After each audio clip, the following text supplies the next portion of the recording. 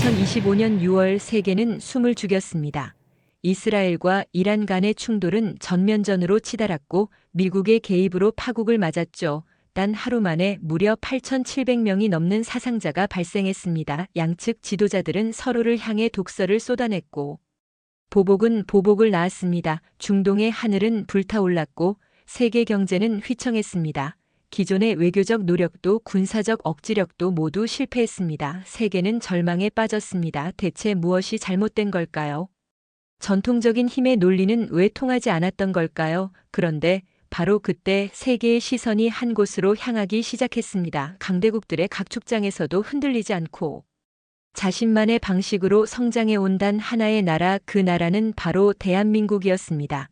세계가 돈과 무기로 싸울 때 한국은 다른 것을 보여줬습니다. 지금부터 한미국 전문가의 입을 통해 듣는 충격적인 진실, 우리가 몰랐던 한국의 특별함에 대한 이야기입니다.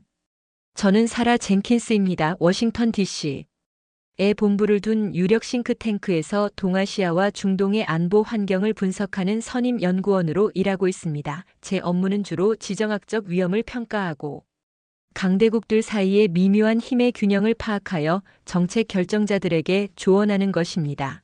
십수년간 이 분야에 몸담으면서 저는 국제관계는 철저히 현실주의에 기반해야 한다는 확고한 신념을 갖게 되었습니다. 국제사회는 냉혹한 정글과 같으며 오직 강력한 군사력과 단호한 정치적 의지만이 자국의 이익과 안전을 보장할 수 있다고 믿어 의심치 않았죠. 약소국이나 비전통적인 외교 방식, 감정적인 접근은 결국 강대국의 힘 앞에 무력하게 무너질 뿐이라고 늘 주장해 왔습니다. 제 이러한 편견에는 개인적인 경험이 깊게 자리 잡고 있습니다. 수년 전 저는 UN 소속으로 아프리카의 한 분쟁 지역에서 평화 유지 및 재건 활동에 참여한 적이 있습니다. 그때 저희 팀은 외교적 노력과 인도주의적 지원을 통해 갈등을 해결하려 했지만 결국 현지의 무장 세력과 주변 강대국들의 힘겨루기 속에서 저희의 노력은 아무런 결실을 맺지 못했습니다. 무고한 민간인들이 희생되고 약속은 휴지 조각이 되는 참혹한 현실을 목격했습니다. 그때 저는 뼈저리게 느꼈습니다. 선이나 대화만으로는 절대 평화를 지킬 수 없다는 것을, 오직 압도적인 물리적 힘만이 질서를 강제하고 자국민을 보호할 수 있다고 믿게 되었습니다. 그 이후로 저는 지정학적 약점을 가진 국가들, 특히 강대국들 틈바구니에 끼어 있는 아시아 국가들, 예를 들어 한국과 같은 나라들은 근본적으로 불안정할 수밖에 없으면 스스로 판도를 바꿀 진정한 힘이 없다고 경시하는 편견을 가지게 되었습니다. 그들에게는 오직 강자에게 순응하거나 강자에게 의존하는 길밖에 없다고 생각했죠. 2025년 6월 제가 수없이 보고서에 기술했던 최악의 시나리오가 눈앞에서 펼쳐졌습니다. 이스라엘과 이란 간의 오랜 긴장이 마침내 폭발하여 전면전에 가까운 대규모 군사 충돌로 비화했습니다. 저는 밤샘 근무를 하며 실시간으로 쏟아지는 속보와 데이터를 분석했습니다. 이스라엘 공군의 이란 군사 및 핵시설 공습, 뒤이은 이란 혁명수비대의 이스라엘 본토를 향한 무차별적인 미사일 및 드론 공격, 그리고 사태를 더욱 걷잡을 수 없게 만든 미국의 이란 핵시설 세고포르도, 나탄즈, 이스파한 폭격까지 모든 상황이 제가 연구해온 힘 대 힘의 냉혹한 대결 양상 그대로였습니다. 제 현실주의 이론이 맞았다는 생각에 분석가로서 일말의 만족감을 느꼈던 것도 사실입니다. 하지만 그 직후 전해진 소식은 저를 깊은 공포와 충격에 빠뜨렸습니다. 단 하루 만에 무려 8,700명이 넘는 사상자가 발생했다는 속보가 들어왔기 때문입니다. 이란 보건부는 610명의 사망자와 4,746명의 부상자를 공식 발표했고, 이스라엘에서도 29명의 사망자와 3,238명의 부상자가 발생하여 병원으로 이송되었습니다. 텔아비브와 예루살렘 같은 이스라엘의 주요 도심이 이란 미사일 공격으로 피해를 입었고, 이란의 주요 군사시설과 일부 기반시설은 이스라엘과 미국의 공습으로 폐허가 됐습니다. 양측 지도자들의 발언은 사태를 더욱 악화시켰습니다. 트럼프 대통령은 이란에게 상상할 수 없는 대가를 치르게 될 것이라고 경고했고, 하메네이 최고 지도자는 이스라엘의 삶을 쓰라리게 만들겠다며 추가 보복을 예고했습니다. 서로를 향한 독설과 위협은 끝없이 이어졌고, 보복은 또 다른 보복을 낳는 끔찍한 악순환이 눈앞에서 벌어졌습니다. 제 직속 상사이자 저의 스승과도 같은 마이클 해리슨 박사님은 밤새 상황실에서 분노하며 말했습니다. 결국 이거야 살아. 힘만이 유일한 언어라고. 저들은 서로에게 공포를 주입하는 것 외에는 이 사태를 멈출 방법이 없어. 저는 그의 말에 고개를 끄덕였습니다. 제 오랜 신념이 다시 한번 확인되는 순간인 듯 했습니다. 약소국들은 이 거대한 충돌의 여파에 속수무책으로 휘둘리며 희생될 뿐이라고 생각했습니다. 제가 경시했던 한국과 같은 나라들은 이런 위기 상황에서 아무런 영향력도 행사할 수 없을 거라고 확신했어요. 그들은 그저 의 거대한 폭풍 속에서 자신들의 운명을 걱정할 수밖에 없을 것이라 여겼죠. 하지만 이스라엘-이란 충돌이 보여준 참혹한 인명피해와 파괴적인 결과는 저를 계속해서 괴롭혔습니다. 수천 명이 죽고 다치는데 우리가 국제 안보를 위해 개발하고 의존해온 가장 강력한 수단인 군사적 힘은 왜 이 파국을 막지 못하고 오히려 갈등을 부채질하는 결과를 낳았을까요? 제가 구축한 복잡한 분석 모델은 앞으로의 추가 확전 가능성과 더욱 비극적인 인명피해만을 예측할 뿐이었습니다. 출구가 보이지 않는 칠흑 같은 터널에 갇힌 기분이었습니다. 마이클 해리슨 박사님은 여전히 힘의 논리만이 유일한 해결책이라고 강조했지만 그의 지친 눈빛에서도 깊은 피로감과 절망이 느껴지는 듯했습니다. 회복 불가능한 물리적 손상, 통제 불가능한 폭력의 확산, 그리고 끝없는 보복으로 이어지는 악순환. 저는 이 절망적인 현실 앞에서 제가 평생을 바쳐 믿어온 현실주의와 힘의 논리라는 신념의 근간이 흔들리는 것을 느꼈습니다. 과연 힘만이 국제 질서를 유지하고 평화를 지킬 수 있는 유일한 수단일까? 이 파괴적인 충돌 외에 다른 방법은 정말 없는 걸까? 제 마음속에서 처음으로 강한 의문과 혼란이 싹트기 시작했습니다. 바로 그때였습니다. 제가 전혀 예상하지 못했던 곳에서 해결의 실마리를 찾을지도 모른다는 극적인 반전을 예고하는 제안이 저에게 다가왔습니다. 제 평생의 신념이 송두리째 흔들리는 계기가 될 것이라는 것을 그때는 알지 못했습니다. 그날 밤 저는 늦게까지 싱크탱크 도서관에 남아 이스라엘-이란 충돌 관련 자료를 검토하고 있었습니다. 수많은 국제안보 보고서와 심층 분석 기사들을 읽었지만 어떻게 이 파국적인 사태를 수습하고 재발을 막을 수 있을지에 대한 희망적인 내용은 단 하나도 찾을 수 없었습니다. 모두가 상황의 심각성만을 경고할 뿐이었습니다. 그때 조용히 최진우 박사님이 저에게 다가왔습니다. 워싱턴 D.C. 에서 활동하는 한국계 국제정치학자이자 저희 싱크탱크에 가끔 한국 문제에 대한 자문을 오시는 분이었죠.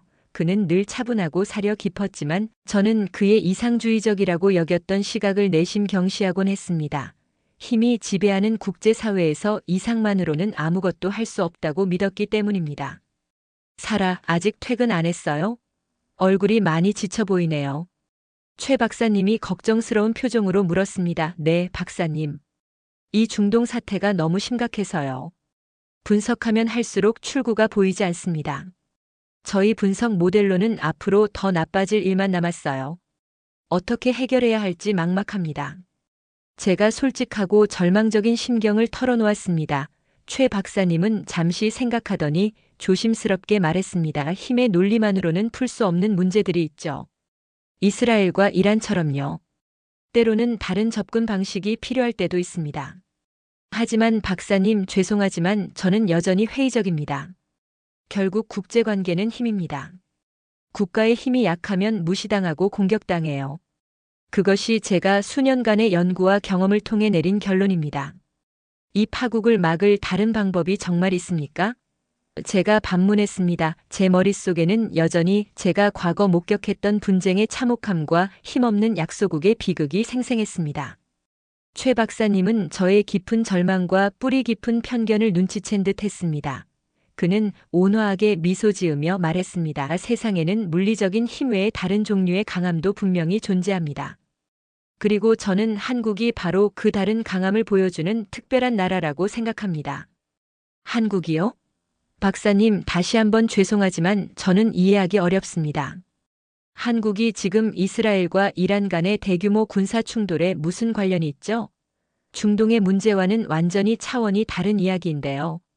게다가 한국은 주변 강대국들의 영향력 아래 놓인 지정학적 약점을 가진 나라이지 않습니까? 제가 무심코 대답했습니다. 제 안에는 여전히 한국에 대한, 특히 스스로 문제를 해결할 힘이 부족한 나라라는 뿌리 깊은 편견이 남아 있었습니다. 강대국들 사이에서 외줄타기나 하면서 스스로의 안보조차 온전히 책임지지 못하고 미군에 의존하는 나라라고 여겼죠. 최 박사님은 제 반응에 개의치 않고 차분하게 말을 이었습니다. 사라, 한국은 불과 반세기 만에 전쟁의 폐허에서 시작해 세계 6위의 군사강국으로, 그리고 세계 10위권의 경제대국으로 성장했습니다. 그것도 주변의 중국, 러시아, 일본 같은 거대한 강대국들을 끼고 북한이라는 예측 불가능한 핵보유국과 대치하면서 말이죠. 그들이 오직 당신이 말씀하시는 힘의 논리와 현실주의만으로 이 모든 것을 이루고 지금의 안정을 유지하고 있다고 생각하나요? 그의 질문은 마치 날카로운 칼날처럼 제 가슴에 파고들었습니다. 그들이 어떻게 그렇게 짧은 시간에 기적적인 성장을 이루었는지, 그리고 지금 이스라엘-이란처럼 파국으로 치닫는 대신 어떻게 강대국들 사이에서 자신들의 입지를 다지고 안정을 유지하고 있는지, 그 비밀이 혹시 궁금하지 않나요? 그들이 가진 다른 힘에 대해 본격적으로 연구해 볼 생각이 있습니까? 어쩌면 지금 우리가 직면한 이 절망적인 상황에 대한 해답이 그곳에 있을지도 모릅니다. 최 박사님의 눈빛은 진지했고 그의 목소리에는 설득력이 담겨 있었습니다. 그의 제안은 제가 지금까지 제 연구에서 고려해 본 적 없는 완전히 새로운 방향이었습니다. 한국. 제가 경시했던 그 작은 나라에서 과연 지금의 국제적 위기에 대한 해답이나 다른 힘의 실체를 배울 수 있을까?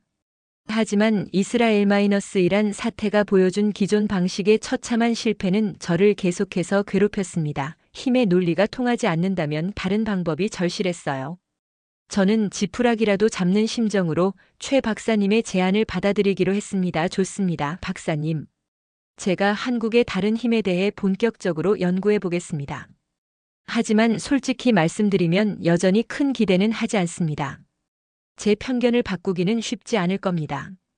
저는 여전히 제 오랜 편견을 완전히 버리지 못했습니다. 하지만 그날 밤 저는 제가 평생을 바쳐온 현실주의라는 견고한 성을 허물어뜨릴 수도 있는, 그리고 제 인생의 새로운 연구 주제이자 제 모든 편견을 산산조각 낼 놀라운 여정의 첫걸음을 내딛게 된 것입니다.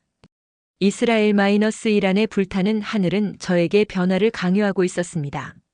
저는 곧바로 한국에 대한 본격적인 연구를 시작했습니다.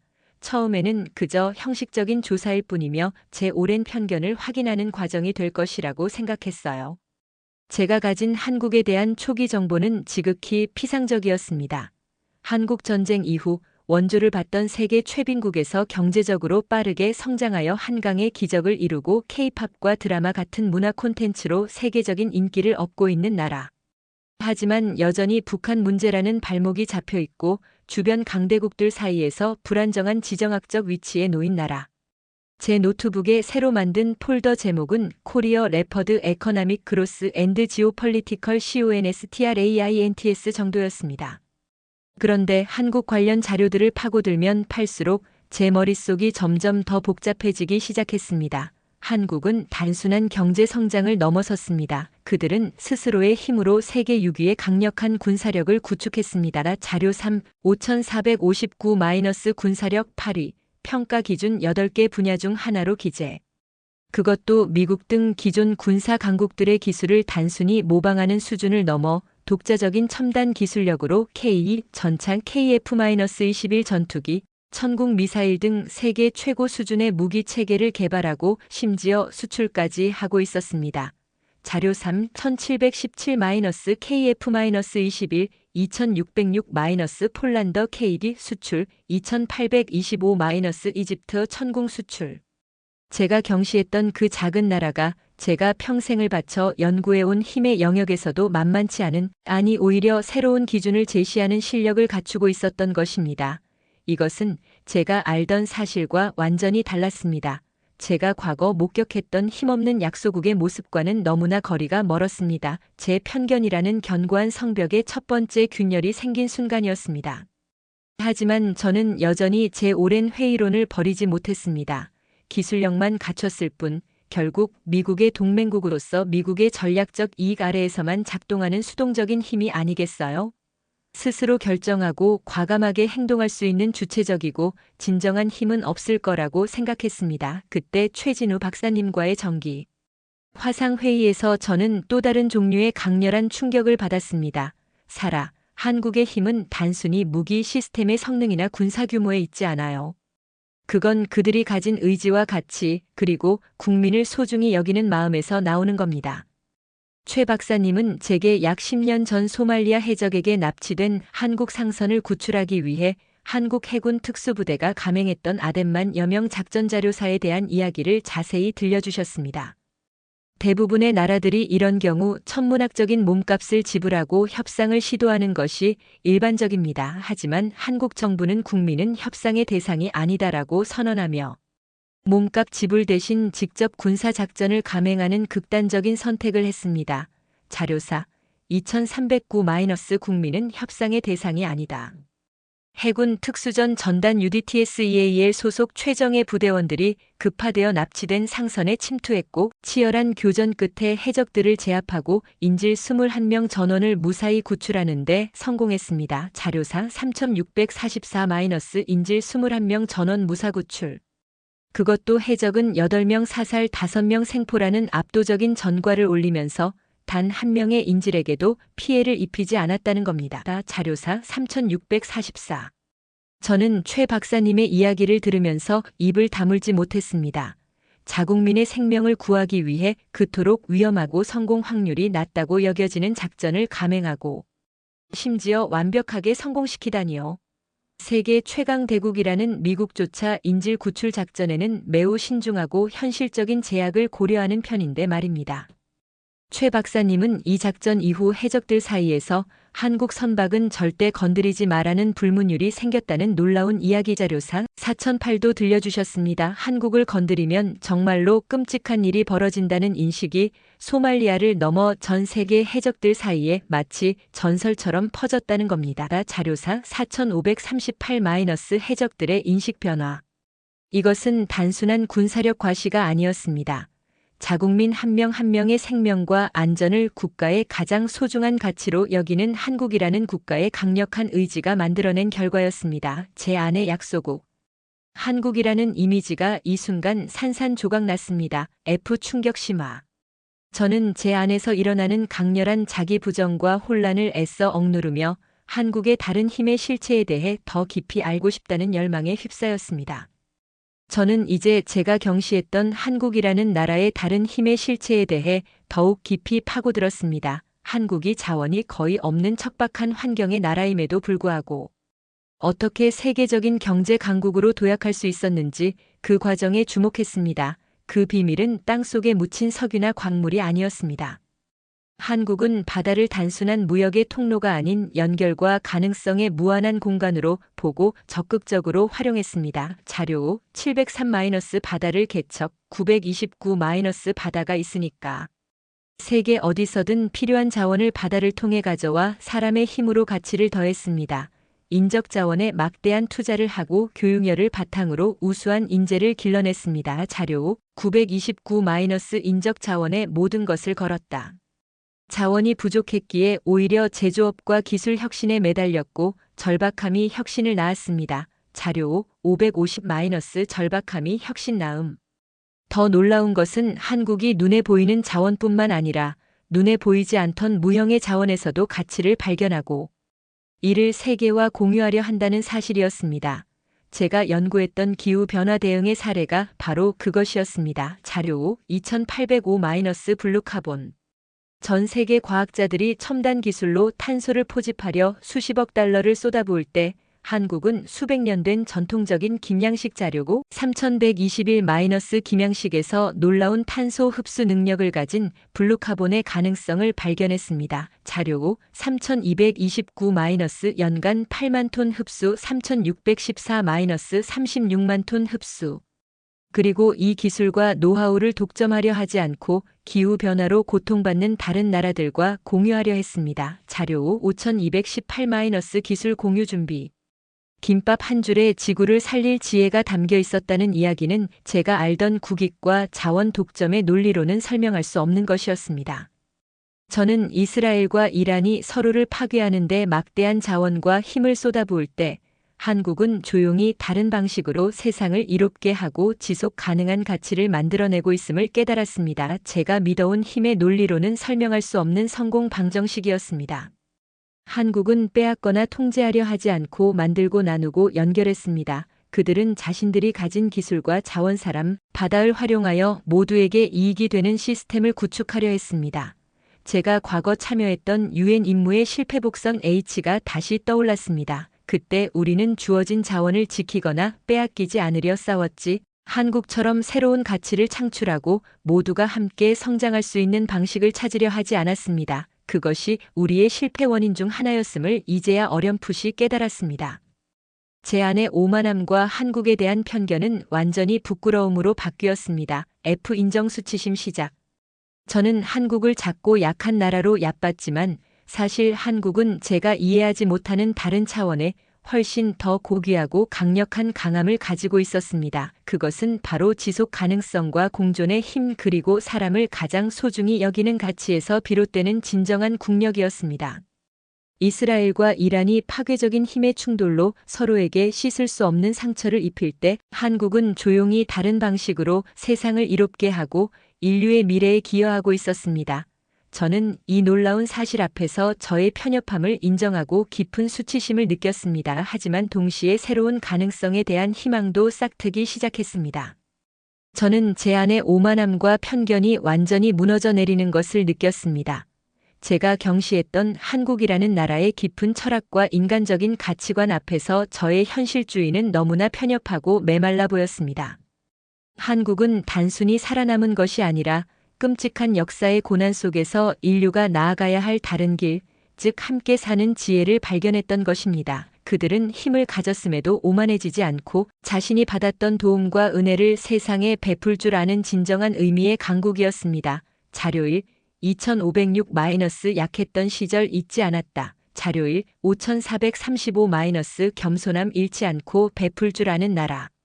제 안의 모든 편견은 사라졌고 그 자리에 깊은 존경심만이 가득 찼습니다. F 감동 존경 시작. 저는 최진우 박사님을 다시 찾아갔습니다. 이번에는 단순한 자문을 얻기 위해서가 아니라 진심으로 한국의 다른 힘의 근원에 대해 배우고 싶었기 때문이었죠. 박사님, 제가 한국을 완전히 잘못 봤습니다. 제가 알던 힘과는 다른, 훨씬 더 깊고 중요한 무언가가 한국에는 있습니다. 제가 어렵게 하지만 진심을 담아 말을 꺼냈습니다. 최 박사님은 저의 내적 변화를 눈치챈 듯 온화하게 미소 지으며 말했습니다. 그것을 정이라고 부르기도 합니다. 사라. 그리고 은혜를 아는 마음이라고요. 정. 그리고 은혜요? 제가 처음 듣거나 피상적으로만 알았던 한국어 단어에 대해 되물었습니다. 네. 서양 언어로는 완벽하게 번역하기 어려운 한국만의 독특한 개념이죠. 정은 사람 사이의 깊은 유대감과 연민을 뜻하고 은혜는 어려울 때 받은 도움을 절대 잊지 않고 언젠가는 반드시 갚아야 한다는 마음입니다. 최 박사님은 설명했습니다. 그는 아덴만 여명 작전 자료사의 성공이 바로 이 정과 국민에 대한 책임감에서 비롯되었다고 강조했습니다. 자료사 4454- 국민에 대한 사랑. 한국 정부는 국민 한 명 한 명을 국가의 가장 소중한 존재로 여깁니다. 마치 가족처럼요. 가족이 위험에 처하면 돈이나 계산을 따지지 않고 목숨을 걸고 구하러 가는 것은 한국인에게는 어쩌면 당연한 일입니다. 국민은 돈으로 살 수 있는 대상이 아니라는 것을 해적들에게 분명히 보여준 거죠. 자료사 4336- 국민은 돈으로 살 수 없다. 5222- 국민을 보호하는 의지.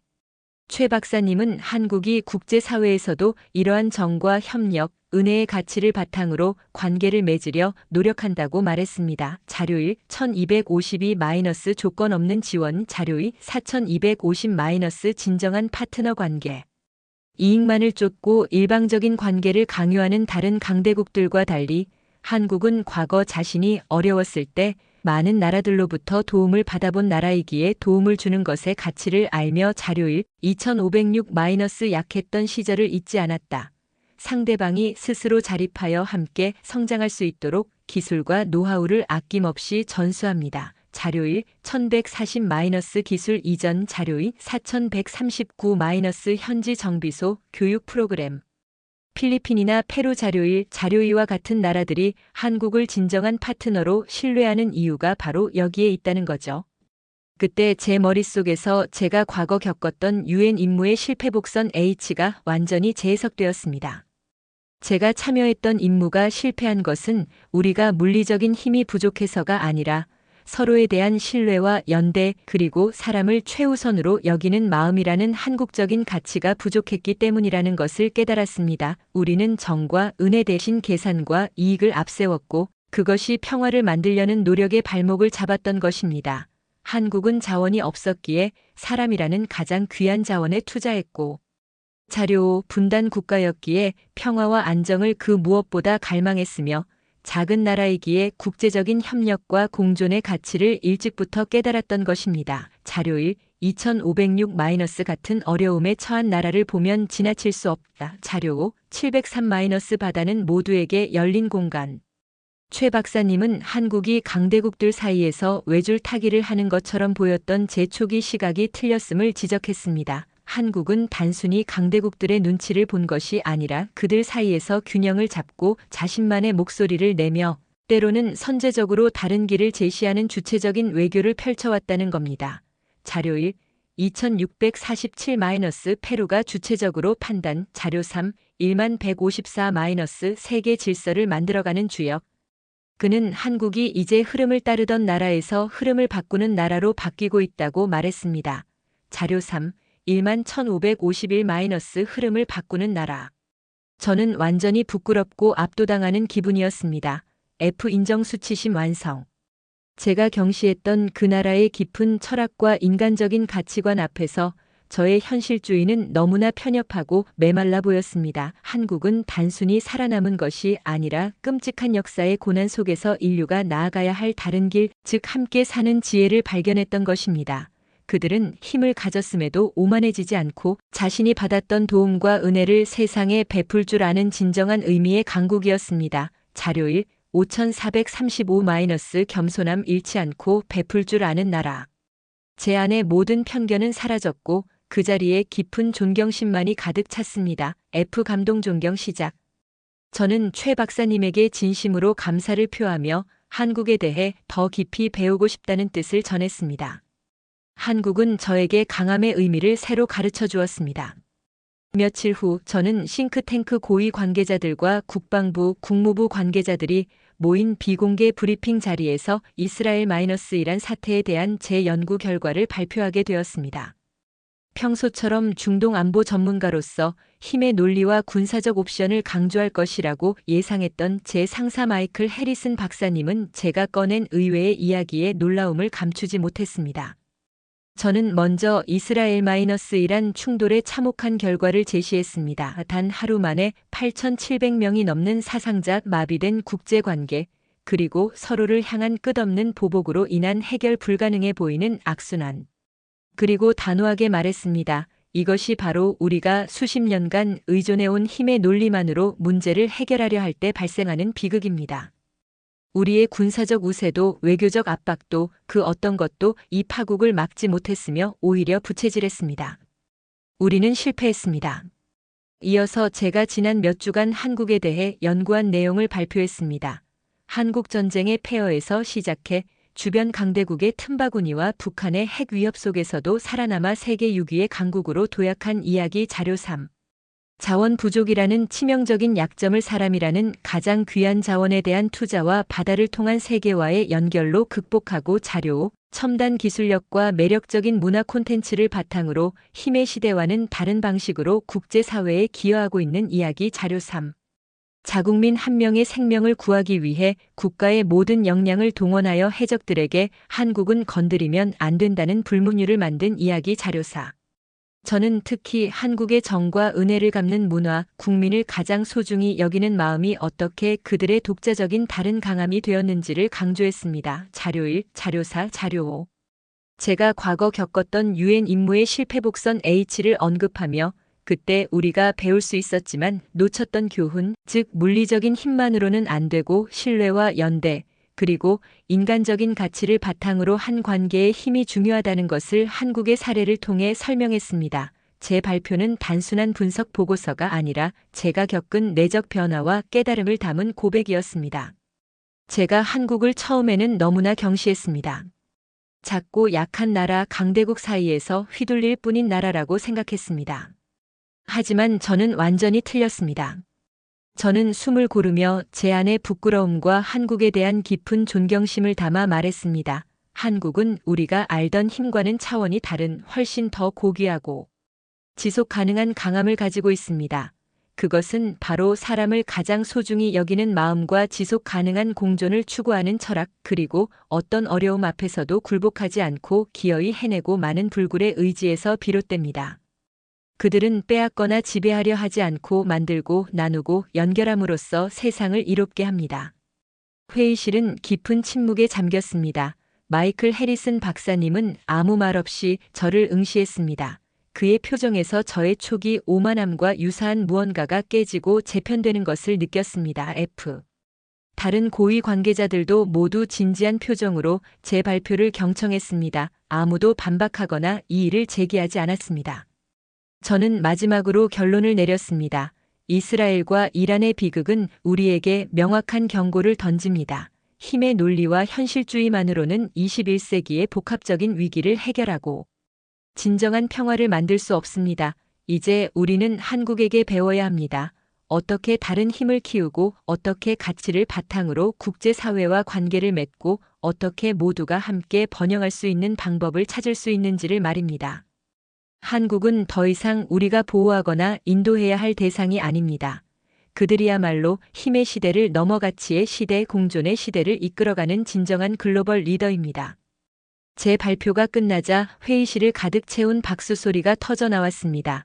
마이클 해리슨 박사님이 자리에서 일어나 저에게 다가왔습니다. 사라. 제가 당신을 과소평가했습니다. 그리고 한국도요. 정말 놀라운 분석입니다. 제가 틀렸어요. 그의 진심 어린 목소리와 눈빛에 저는 눈시울이 뜨거워졌습니다. 완성. 이후 제 보고서는 즉시 미국 국방부와 국무부의 최우선 검토 대상으로 지정되었고 여러 국제기구에서도 한국의 다른 힘과 코리아 모델에 대한 연구 요청이 쇄도했습니다. 이스라엘-이란 충돌의 참혹한 현실 속에서 한국의 비전통적인 성공 방식에 대한 연구는 국제사회에 큰 반향을 일으켰습니다. 코리아 모델 파괴적인 힘의 논리에 대한 대안이라는 제목의 제 논문은 학계와 정책 결정자들 사이에서 가장 활발히 논의되는 주제가 되었습니다. 자료 3, 1748- 중동, 아프리카 관심 자료 2435- 새로운 패러다임.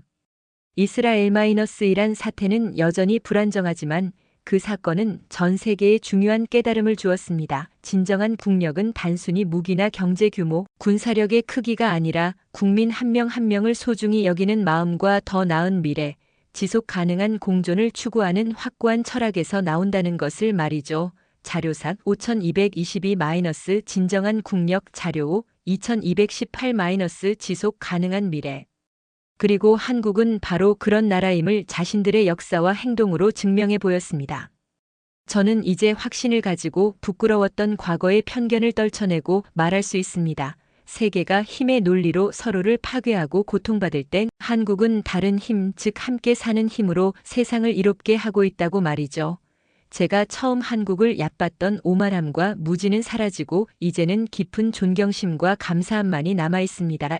감동 존경 완성. 한국은 더 이상 강대국들 사이의 약소국이 아닙니다.